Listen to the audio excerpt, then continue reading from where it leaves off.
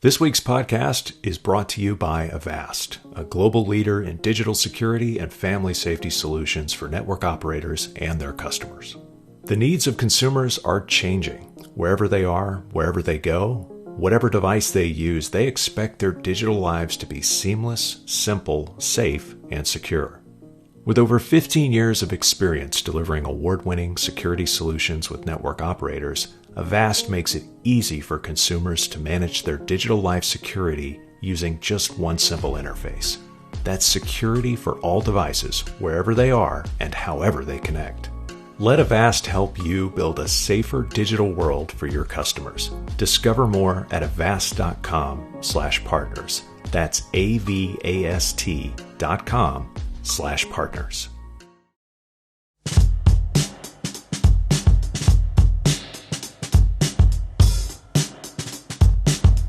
Welcome to the Light Reading Podcast. This is Phil Harvey. I'm an editor here at Light Reading, and I'm joined on this podcast by Ramona Zhao, one of my colleagues at Omdia, and she's based in Beijing. She covers some of the Asian markets and some of the technology developments there, and on this show in particular, we'll be discussing the 5G market in South Korea. It's been about a year since 5G service was introduced in South Korea commercially. The operators there are very competitive, and the government there is very willing to do things to support the 5G market, not only with regulation, but with subsidies as well. They've had some network issues. They've struggled to keep ARPU high, but in general, the consumer response has been good, and the network usage is off the charts. In short, they're really leading the world in 5G, and things are really taking off in South Korea. So we'll let Ramona fill you in on all the details, and we'll get to that, including details from her new report, right after this break.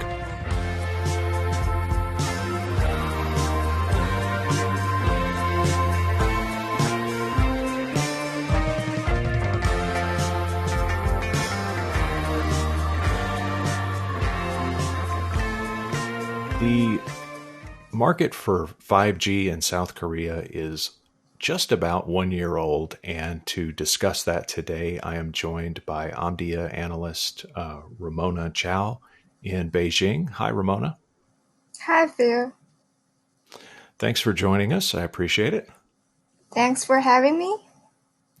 So you've been reporting and covering on for Omdia the South Korean market. I guess the first place we should start is to talk about the progress that South Korea as a country has made in the 5G market. What kind of progress has been made so far? South Korea is making an encouraging progress in 5G. This is shown in three aspects. But first, 5G has shown fast adoption in the early stage. The number of 5G subscribers surpassed the 1 million milestone in only 69 days after South Korea launched commercial 5G service on April the 3rd, 2019. The early uptake of 5G in South Korea has proved faster than that of 4G. It only takes 69 days for 5G to hit the 1 million milestone, which is faster than 4G's 80 days. And secondly, South Korea has demonstrated 5G's potential to drive up data usage. According to the Ministry of Science and ICT, which is the South Korean regulator, the monthly data usage per 5G user stood at 27.1 GB in January 2020, nearly 3 times that of 4G, which is 9.7 GB over the same period. And finally, 5G commercialization improved the telco's operating performances by elevating the declining trend of their mobile ARPUs. Before the 5G era, the three big service providers, SK Telecom, KT, and LGU+, they were finding it difficult to maintain their mobile ARPU. This is shown by the dropping trend of their reported quarterly mobile ARPU. But after launching 5G in April 2019, all three South Korean telcos reported a consecutive two-quarter growth of their mobile ARPU, which was really a remarkable achievement. So overall, I think South Korea is making an encouraging progress in 5G. Yeah, it seems so. It's grown. The uptake has been faster. The Mm-hmm. data usage has been more. It's Mm-hmm. paying off in the financials, like you said. In case people are listening to this and they're not familiar with ARPU, it's average revenue per user. So the Yeah, the right. key kind of a key metric that mobile operators use in their profitability statements. Mm-hmm. So there's really a lot of things trending upward. What do you think was mostly fueling that progress? What helped everything start up so quickly? Mm-hmm. I think multiple drivers are fueling that progress. Well, the first one is the government support. The South Korean government has prioritized 5G development and has shown its determination to lead the global 5G industry. The efforts in 5G have been made in South Korea since 2013, and in 2020, just this year, the South Korean government continues to demonstrate its support for 5G. They have Hmm. announced three policy packages to promote the investment in 5G. And the second driver, I think that is the fast deployment of 5G network. By the end of 2019, the three South Korean service providers had rolled out a massive 5G network, covering 85 dense urban areas and over 90% of the South Korean population to support the fast-growing demand of 5G traffic. And according to the regulator, the number of 5G base stations as of December 2019 had increased by 2.6 times compared to the number of 5G base stations as of April 3rd, 2019. That's when the 5G network was launched. I was just saying, so the government has they not only made it easy to get started, but they continue to support it in the regulatory environment even after 5G services started launching. So they made it easier and easier to keep building out the infrastructure. Yes, exactly. And the third driver, I think that is the service providers have been successfully delivering innovative services where experiences could be enhanced significantly by 5G networks, such as AR and VR. The 5G commercial status in South Korea has proved that the consumers have an appetite for innovative 5G services, particularly immersive experiences, because according to LGUPS, high usage of AR and VR has already drove 20% of LGUPS 5G traffic. Yeah, I think that's the third driver. The final driver is the large subsidy for South Korean service providers as their early 5G service providers. A major dilemma is their desire to drive 5G adoption, but lack economies of scale. So that's the early dilemma, but the service providers have successfully bridged the gap by generously investing in 5G device subsidies at the early stage of their 5 commercial services. So I think all the four drivers: government support, fast 5G network deployment, innovative services, and large subsidies. Those are the main drivers for the progress. Yeah, it's interesting that it's certainly not one driver coming from one side, so it can't all be the government and it can't all be the consumers. And it's a Mhm. interesting ecosystem. Everybody sort of has to, all of these things kind of had to arrive at the same time. That Yeah. leaves an interesting setup for the carriers that are involved, the service providers. So now they've got this friendly government that's a government that's friendly toward 5G expansion. They've got a consumer base that's eager for these new services and uses quite a bit of bandwidth. What's the competitive environment like between the different carriers? Mhm. I think the competition on 5G is intense. All the three South Korean service providers are eager to win the early market share, and they started a 5G subsidy war.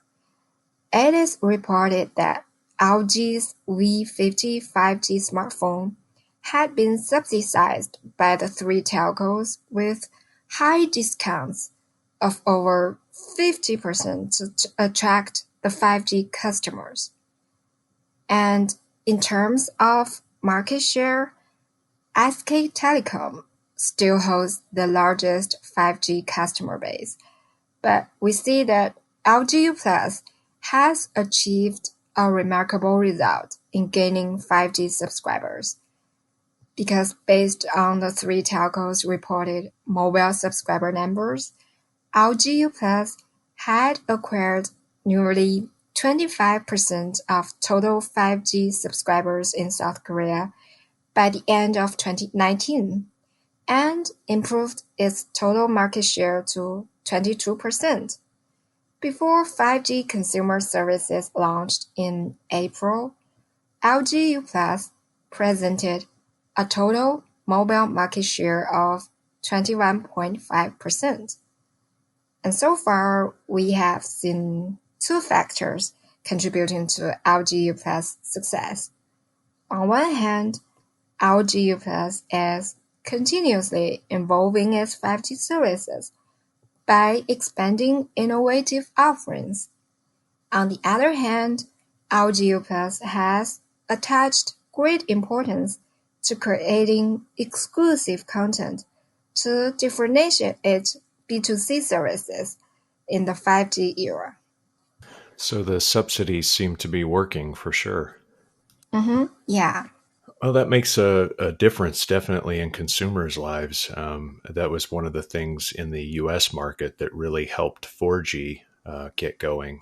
Was, I mean, the handsets at first were very expensive, and they're still quite expensive. But carriers and device makers found ways to stretch out the cost and maybe not burden the consumer with uh, the expense all at one time, and so the uptake was a lot more aggressive because people would kind of buy now and pay later, I guess. That's the same thing happening in South Korea when 5G launched. Yeah, that makes sense. So I guess the last question I have, I do want to encourage people to take a look at your report. The report title, if you're an Omdia subscriber, is 5G in South Korea: Best Practices and Lessons from the First Year of 5G Commercial Service. It's got lots of great information in there about how the market stands right now, but more importantly, how it developed and how it got there. The last thing that I want to cover is just this is kind of a concern for the U.S. market too, but it when we look at what 5G is, there's obviously a lot of different radio bands and speeds that make up 5G that need to kind of be harmonized for a good network experience, depending on the provider. So I guess my question for you is, why should service providers be really careful to provide a good network experience when they're rolling out 5G? Mm-hmm. That's a very good question. I think service providers should be particularly careful with network experience when launching their 5G service. Because with 5G network deployment, it takes longer to deliver good coverage with higher speed and capacity than with 4G. Since 5G uses higher frequency spectrum, so needs more base stations. Specifically for South Korea, the fast-growing 5G subscribers and traffic demand have also brought challenges to service providers at their early stage of 5G launch, because the South Korean service providers have been facing customer complaints about the poor quality of 5G networks since the Hmm. initial launch. It is reported that customer experience over 5G networks regarding speed and connection still remained an issue at some level in December 2019, that is 9 months after the initial launch. It is therefore vital for service providers to carefully manage the timing of 5G commercial launches and the marketing terminology of their 5G services to reflect the reality of their 5G network coverage and quality. Otherwise, service providers will risk losing customers. Yeah, very well put. I think that's the ultimate price they have to pay if they set the expectations too high too early Yeah. and then they don't deliver. Then consumers won't stick around. Mhm. I'm particularly worried about that in the U.S. market because we've had some strange marketing tricks that one of the carriers here has pulled, where they've called part of their 4G service 5G evolution. Mhm. And the worry here is that they're going to confuse consumers into thinking that 5G isn't that great. Yeah. and then and then when they upgrade to 5G, the consumer might say, I don't really need to do that. I've already got 5G on my phone. Mhm. Um, so it's a good point that you bring up. They definitely need to set the expectations at the right place and then deliver on the network experience.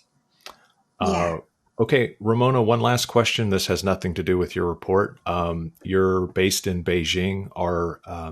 We're recording this at the 1st of April or the first week in April. Is there any movement restrictions now in terms of quarantining or keeping people uh, socially distant, to slow the spread of the coronavirus or anything like that? Because we're kind of in lockdown here at the U.S., and I was wondering how things are in your city.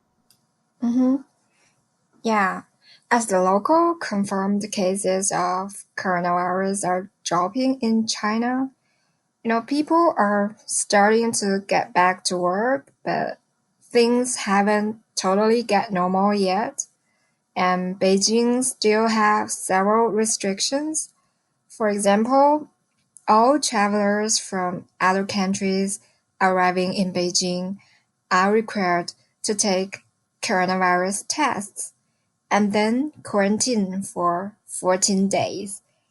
And if Uh, a traveler is arriving Beijing from other provinces or cities in China, he or she will still need to quarantine for 14 days. So overall, Beijing still has strict restrictions, especially over the travelers, because China is seeing the risk of a second wave of COVID-19 outbreak as the right. Yeah. imported cases are growing here. Yeah. Yeah, that makes sense because the rest of the world now is having the really fast first wave of outbreak, and so you don't want that to um, turn around and then arrive back in a city where it's already been put under control somewhat. Well, Mm-hmm. uh, Thanks for the update. Thank you so much for talking to us about the report. And please stay safe, and we will talk to you soon. Thank you, Phil. Thank you for having me. Stay safe.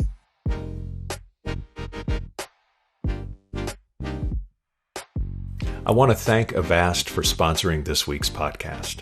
Avast partners with network operators around the world protecting the digital lives of their customers.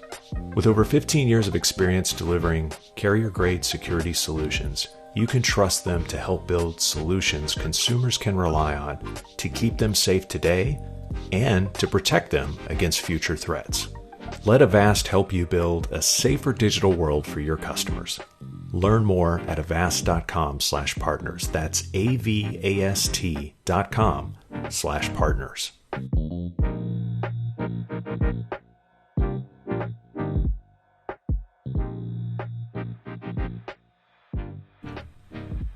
That is it. That's our show.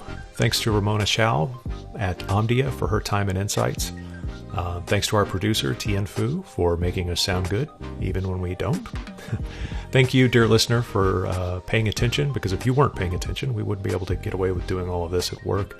Please do tell a friend to subscribe, and thanks for listening to the Light Reading Podcast.